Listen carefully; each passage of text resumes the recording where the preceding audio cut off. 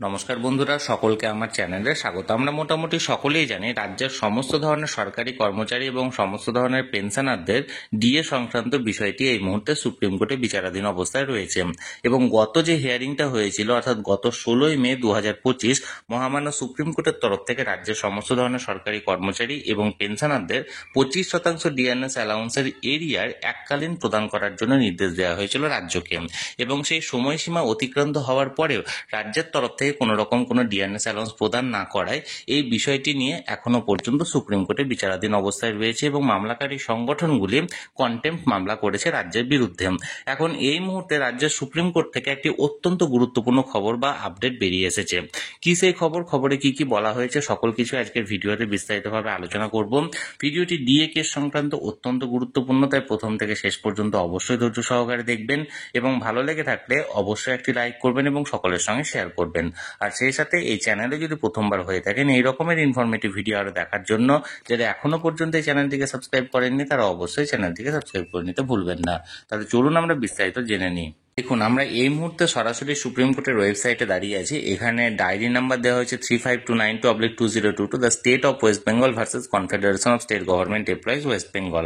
এখানে diary number যেটা file হয়েছিল 3 নভেম্বর 2022, এখানে সেকশন 16। এবার কেস নাম্বার দেখুন, স্পেশাল লিভ পিটিশন অর্থাৎ এসএলপি করা হয়েছিল এবং রেজিস্টার হয়েছিল 6/12/2022। সিএনআর নাম্বার দেওয়া হয়েছে present or last listed on 16/5/2025, অর্থাৎ মানে গত 16ই মে 2025 মহামান্য সুপ্রিম কোর্টের তরফ থেকে এইটাই লাস্ট হিয়ারিং হয়েছিল এবং এই হিয়ারিং এ 25% ডিএনএস অ্যালাউন্সের এরিয়া প্রদান করার নির্দেশ দেওয়া হয়েছিল, অন্তর্বর্তীকালীন নির্দেশ দেওয়া হয়েছিল রাজ্যকে। কোন বিচারপতিদের এজলাসে হয়েছিল? Honourable mister justice Sanjay Karol এবং অনারেবল মিস্টার জাস্টিস সন্দীপ মেহতার এজলাসে। স্ট্যাটাসটা এখনো পর্যন্ত পেন্ডিং আছে। এখানে দেখুন, tentatively case may be listed on, আগামী 4 অগস্ট 2025 এই কেসটি পুনরায় আবার উঠতে চলেছে সুপ্রিম কোর্টে। এখন যে বিষয়টি হলো সেটি হচ্ছে যে যেহেতু আগামী 6 সপ্তাহের মধ্যে অর্থাৎ গত 6 সপ্তাহের মধ্যে রাজ্যের তরফ থেকে 25% ডিএনএস অ্যালাউন্সের এরিয়া প্রদান করা হয়নি সরকারি কর্মচারী এবং পেনশনারদের, তাই এই কেসটি নিয়ে অর্থাৎ এই রাজ্যের বিরুদ্ধে কন্টেম্প্ট মামলা করা হয়েছে মামলাকারী সংগঠনগুলির পক্ষ থেকে। এখন এই 4 অগস্ট 2025 যে হিয়ারিংটা আছে সেই হিয়ারিং এ এই ডিএ কেসটি শোনা হবে না কন্টেম্প্ট মামলা শোনা হবে এবং এর পাশাপাশি রাজ্যের তরফ থেকে একটি মডিফিকেশন অ্যাপ্লিকেশনও করা হয়েছে। এই মডিফিকেশন অ্যাপ্লিকেশনে রাজ্যের তরফ থেকে আরো 6 মাসের সময় চেয়ে নেওয়া হয়েছে এই এরিয়া প্রদান করার ক্ষেত্রে।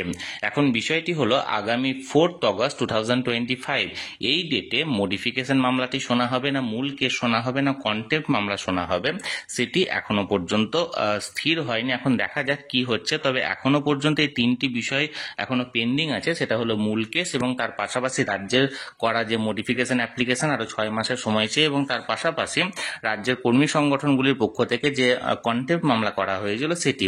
এখন দেখার বিষয় কোনটি আগে হচ্ছে বা কোন জিনিসটি হচ্ছে আগামী 4 অগস্ট। আমি সবসময় চোখ রেখেছি যে কোনো আপডেট আসা মাত্র আপনাদের সঙ্গে সেটা তৎক্ষণাৎ শেয়ার করে দেওয়া হবে।